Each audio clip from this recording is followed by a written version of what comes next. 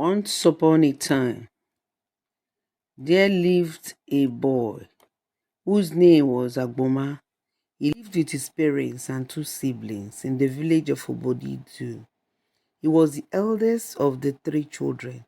He was 11 years old. His only sister Lofu was 9 years, and the youngest of them all, Eche, was 7 years. Agboma's parents were great farmers. They had large farms with large yam barns and were very wealthy in their own little way. They never lacked food to eat. The village had a weekly calendar of 4 days made up of Olye, Afo, Nkwo, and Eke days. Every day the farmers go to farm with the exception of the Eke day, which was a day set aside for the village markets and communal ceremonies. The gods of the land were appeased and worshipped on that day. So it was sacred, and no one goes to the farm on Eke days. For that reason, it is forbidden for anyone from Bodidu to go to the farm, no matter how important the reason was.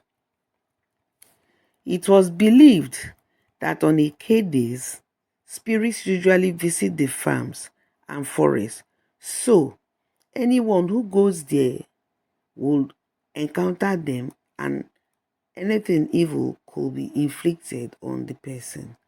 In the village, Agboma's home was the last house almost at the outskirts of the village on the way to the farm, and it was very easy for them to be on their way there. But it was a bit far from Eke Market, which was at the center of the village near the village square, where important ceremonies were held. Agboma had a flute and was very good at playing with it. He could play tunes that touched the hearts of men and made the hearts of the gods. He was naturally gifted. The flute was craftily made from an old bamboo colored wood and was beautiful to look at. Every evening, when the villagers had finished eating their evening meals, they would gather at the village square and listen to Agboma's flute while he played. He was so good at it that the village children and elders nicknamed him Agboma the Flute Boy. They cherished him so much that each night, when he had not come to the village square, they would go to his home to look for him and beg him to follow them down to the square to play his flute. One Uncle day, Agboma's parents decided to go to the farm to work and bring back home yams from the yam barn. When returning home, Agboma's mother was going to sell them at the Eke market the following day. So very early in the morning at cockcrow, they left home for the farm. This they usually do every day in order to work enough before the tropical sunshine got very high. On that day, they worked very hard, and when they were tired and hungry, roasted some yams and ate them with red oil palm. They rested a little and worked more. At dusk time, they decided to carry the yams and vegetables they had gathered back home. That night, when the village children came to call Agboma as usual, he went into the room to collect his flute, but could not find it. He asked his parents and siblings if they had seen it, but none of them did. None of them had seen it. He realized he had forgotten it at the farmhouse. That night, for the first time in his life, he did not play the flute in the evening. Everywhere was silent. The elders and the villagers were very sad. That same night, Agboma could not sleep. He lay down on his mat, thinking about his flute. He did not use it that night and will not also use it the next day night, because the next day was Eke market day. It would have to be after Eke day before he would be able to get his flute from the farmhouse. His mind was tossing here and there.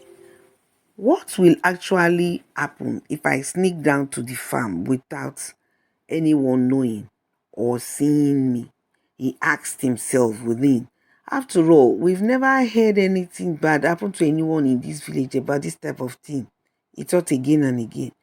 This is mere superstition, he concluded, and made up his mind to rush to the farm the following morning when his parents had left the house.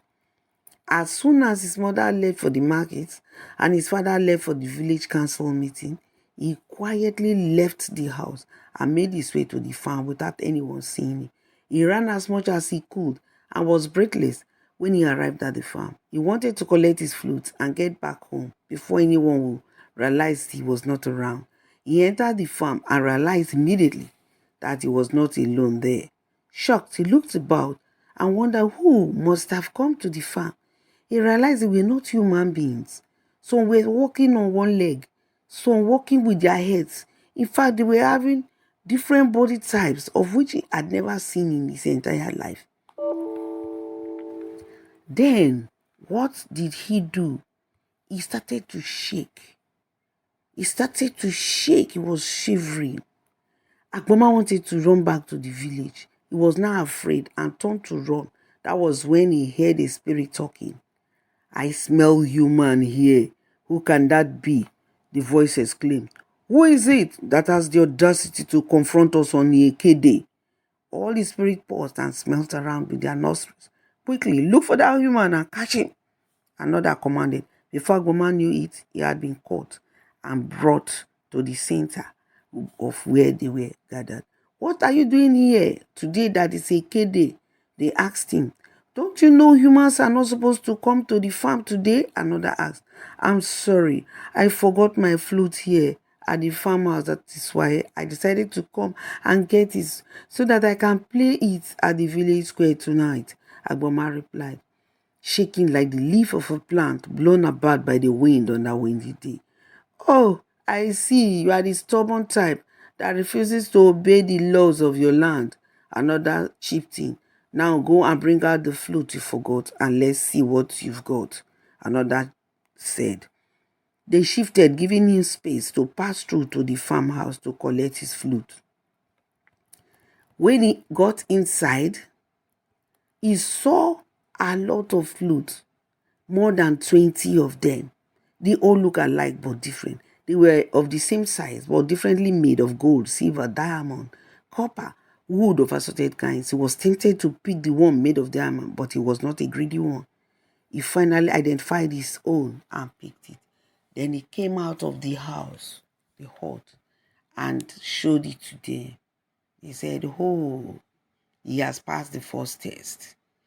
Now, Agbomato said to them, thank you very much for giving me back my flute. I'm going.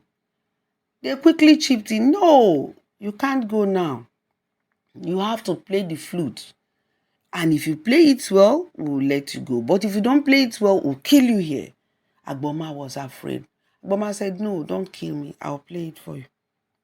And started to play the flute. Atumi torí jẹ. Atumi torí jẹ. Títorí jẹnto. Títorí jẹnto. Títorí jẹnto. Atumi torí jẹ.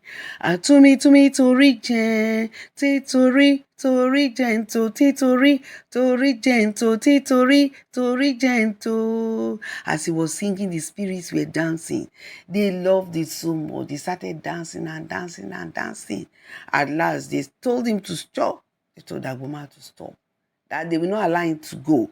The music, they have to play it to their king. They took him to the spirit land and showed him to the king.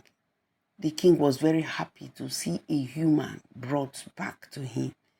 He quickly changed Agboma and told his village people, the spirit people, to go and prepare a big fire with a cauldron that they would use to cook Agboma the next day, which was their feast. So, the next day, while the spirits people were preparing the fire and the cauldron, the pots and everything to use in cooking Agboma for the feast, Agboma called unto the king of the spirits and said, "Oh king, please, I have one request to make before you kill me."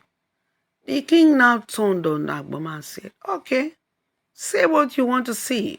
What is it you are requesting for?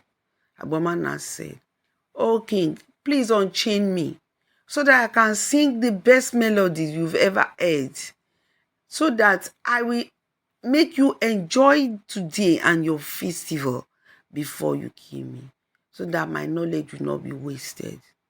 The king was so happy and said, told his guards to loosen him.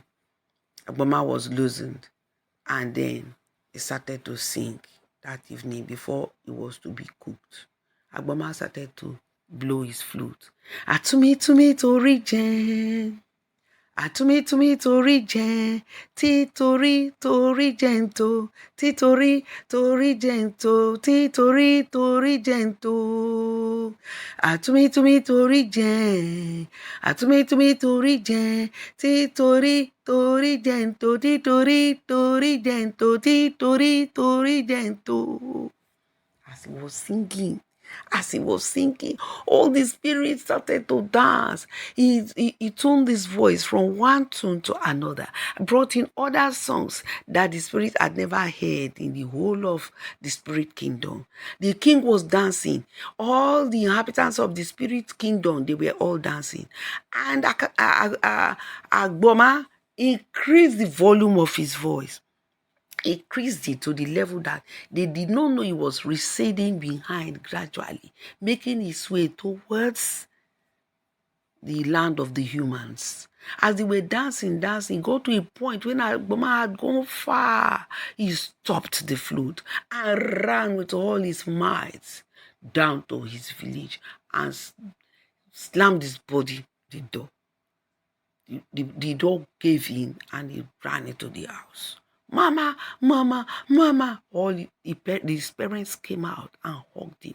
The whole village, they were all happy, shouting, Agboma the flute boy has come back. Agboma the flute boy has come back. Agboma the flute boy has come back. They carried him and they were dancing around the village. At the end of it, Agboma told them what happened.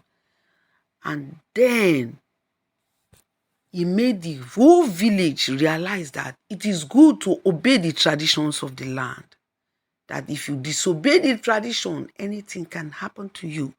Because there is a reason why the people made that a custom in the village. They must have had experiences before they made the laws and the rules that nobody must go to the farm on Eke Day, which was the village ceremonial days and days of worship. That is the end of the story. Please don't forget to subscribe, like, and share this video so that when I release the subsequent one, you'll be the first to get it. Thank you.